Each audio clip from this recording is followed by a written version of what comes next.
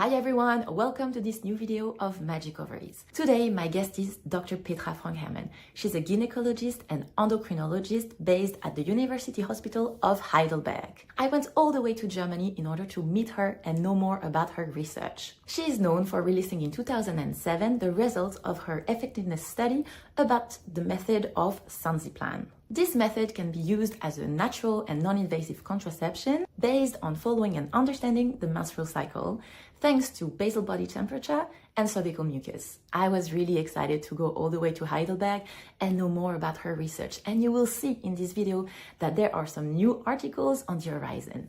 The best way to support this channel is to subscribe or to leave a thumb up. Enjoy the interview.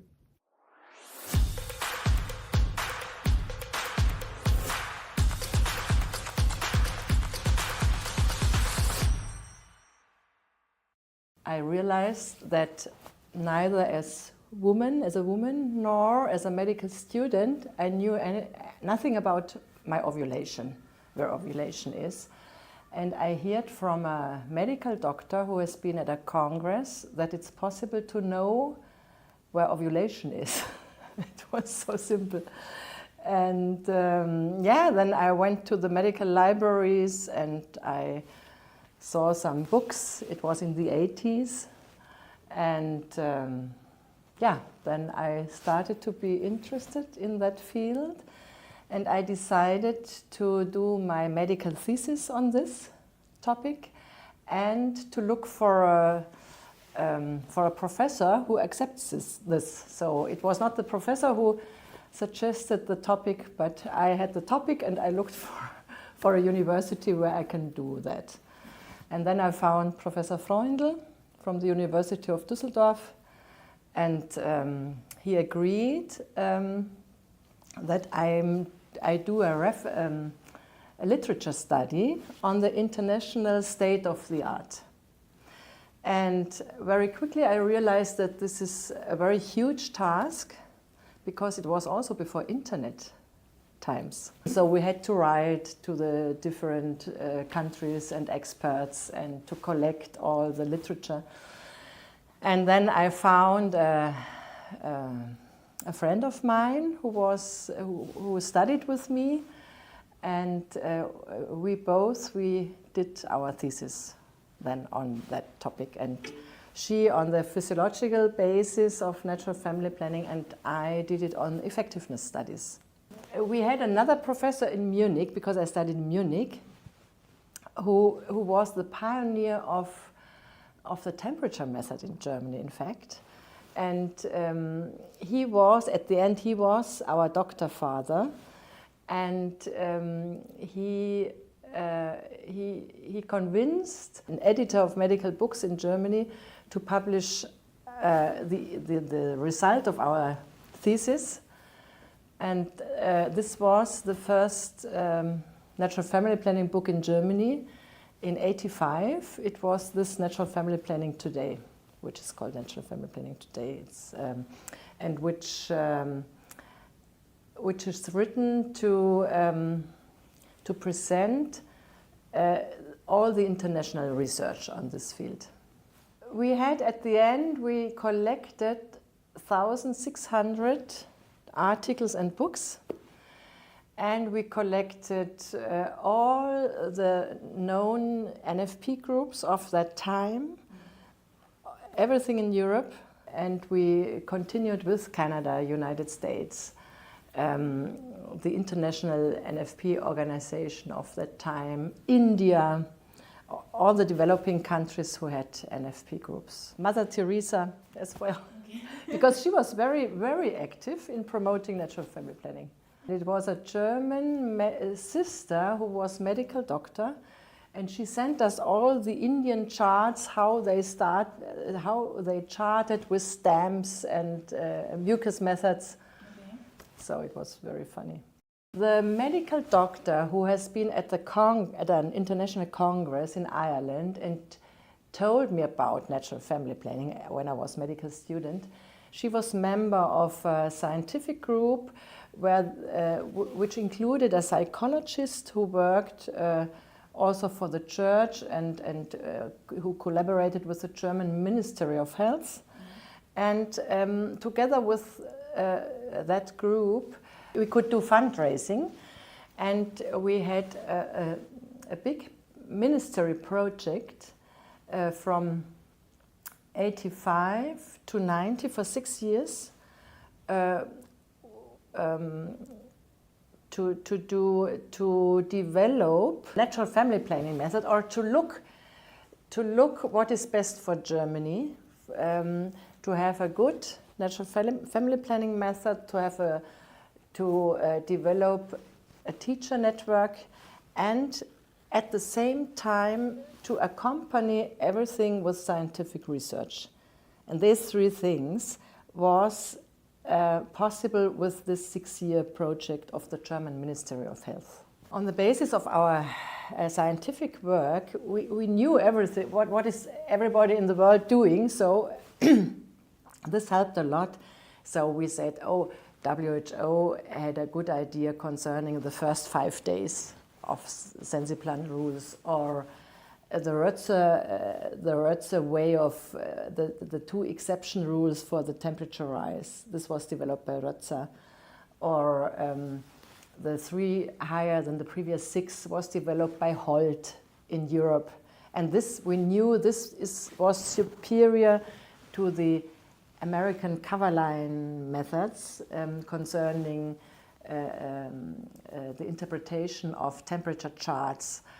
And so we had, on the basis of this huge literature research, together with a scientific group who worked for this ministry project, we had a continuous discussion and selection of international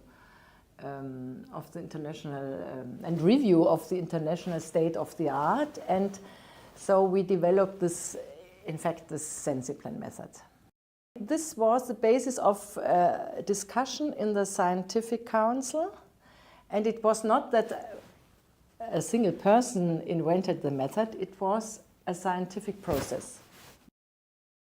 Teacher training was started, and the teachers asked their clients to send their cycle charts into the study. It was an ongoing scientific evaluation of the teacher activities also at the beginning. The women were asked to participate at least for 1 year. Okay. However, they may participate even longer. And so many of them said, oh, now I participated for 1 year, now it's enough. Bye-bye, good luck. We are very happy with natural family planning, but now we finish study participation. And this was at the end a problem, because many of them came from the pill, or from the postpartum situation, from breastfeeding, so we had to exclude the first 3 cycles, for example, because we had to exclude postpartum situation or post-pill situation, and then they had perhaps 6 cycles, 7 cycles, but for them they already participated for 1 year. So a lot finished participation before being 1 year in the efficacy study. At the moment we have more than 2,000 whoever have been involved in the study, and more than 44,000 cycles. And one of my dreams for at least 20 years was to do cycle research with those cycles when we have enough cycles, and this we did. And actually in the next days we will deliver 2 papers for international journals on these topics.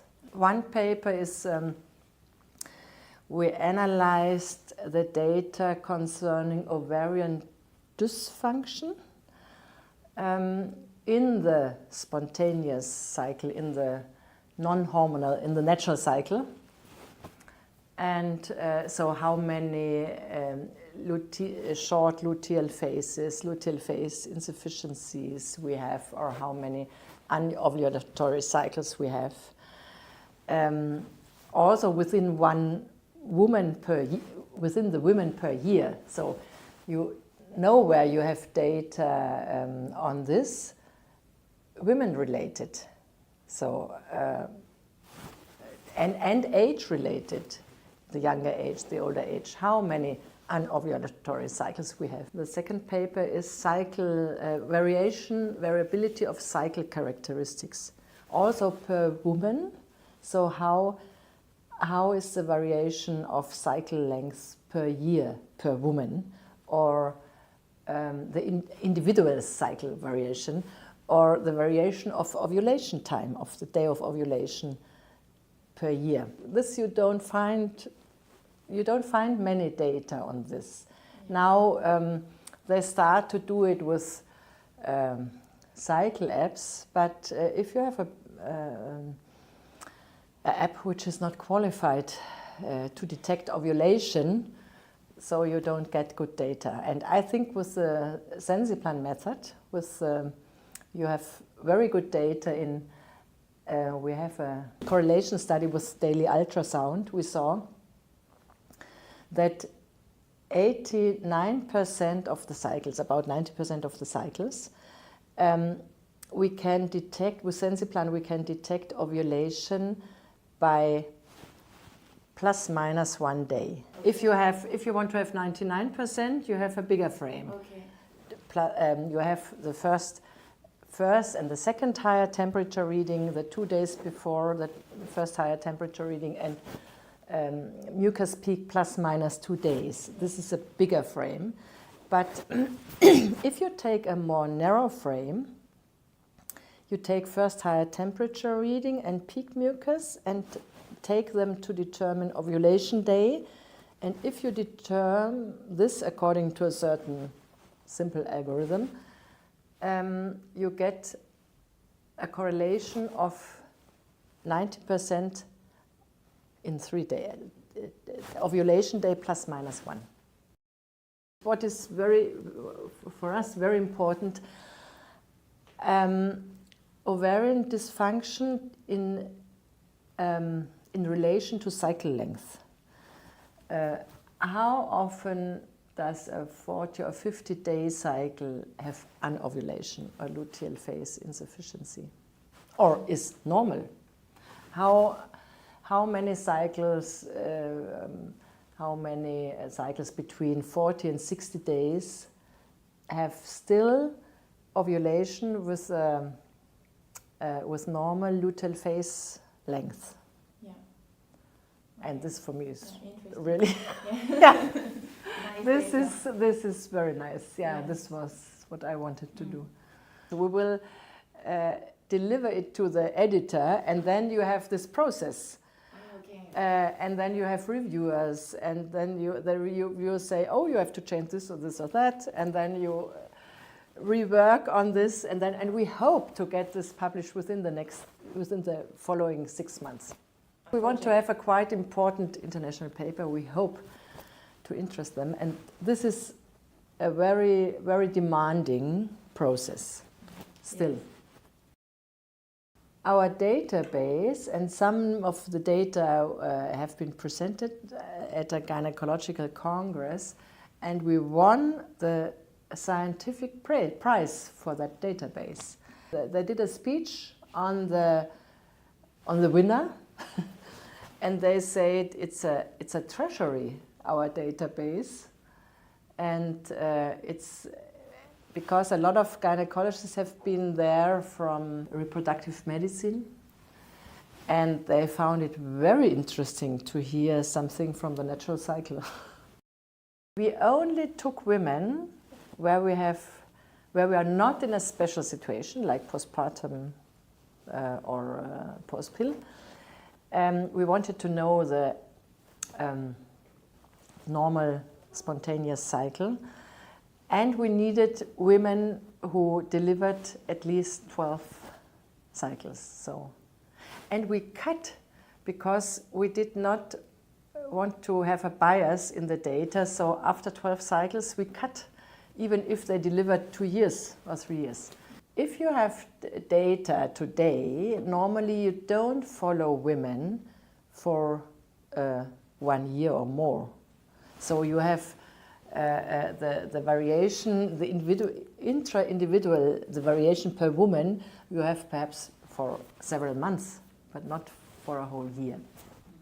It's a very good database, prospectively collected, and this is the difference to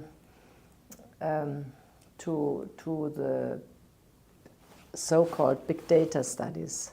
Big data is like you collect in a basket and you don't know anything about those women, and you say, oh, this is my cycle range, but you have one woman with 2 cycles and the other with 4 cycles, and you do not know exactly their situation. So if you want to have results, you need to have controlled studies. They are mainly recruited from German NFP teachers, but some live also in other countries. And they have to, because at the beginning everything was in German, so they had to know the German language. The most common cause is that women observed their fertile phase. They determined it correctly, and they decided to have unprotected intercourse in the fertile phase. This was the most common reason. But they very often they did not do it in the middle of the around ovulation. For example, they skipped the -8 rule, and they did they shortened the fertile phase at the beginning a little bit, 2 or 3 days later. They started to have no longer unprotected intercourse, but sometimes it was sufficient to fail. A few probably are, but not many are. They thought they are not fertile. They did a mistake in applying the rules, or they did not remember correctly, but it's only a few, 2 or 3. And then we have, in that study, we have 3 method failure, where the method failed itself. We analyzed the intercourse pattern, and we have no pregnancy where we have to assume that it was a so-called post-ovulatory intercourse. Yeah, it's more that we had the ovulation on the wrong place, or the highly fertile days detected on the wrong place. Everything was pre-ovulatory. And the method failure, it was 3 times on the 5th cycle day. So if you take the whole study, you have, nevertheless, you have a method effectiveness of 0.4. But this was the reason why we changed the rules a little bit, and we said during the first year, in the case of the first 5 days, when you have first higher temperature reading on day 12 or earlier, and you would apply the -8 rule, and then you wouldn't have the first 5 days, but only the first 4 days. So you have to react. If you react after you observe this, that the -8 rule beats the first 5 days, 3 of the pregnancies would probably not have, would have been avoided, probably. What is quite a good success is that we are now included in official medical guidelines. For the last 3 years, the medical guidelines concerning contraception have been reworked. They have been very old, and they said, oh, you have to do it new. And first they did hormonal contraception, which was a huge work for the respective group. And then they did non-hormonal contraception. And it includes a lot of gynecological societies and urological society because of the male contraception. And a lot of groups, huge official groups, and it's a very structured process. And in this process, it was found and concluded that Sensiplan is an evidence-based family planning method which is thoroughly studied and which is very effective. So, and Sensiplan was the only natural method who got this status in these guidelines. This is very, very nice, and it's from January now. It's officially published in January. We call it AMWF guidelines. In some countries you have natural family planning groups, but they do not always use evidence-based scientific natural methods.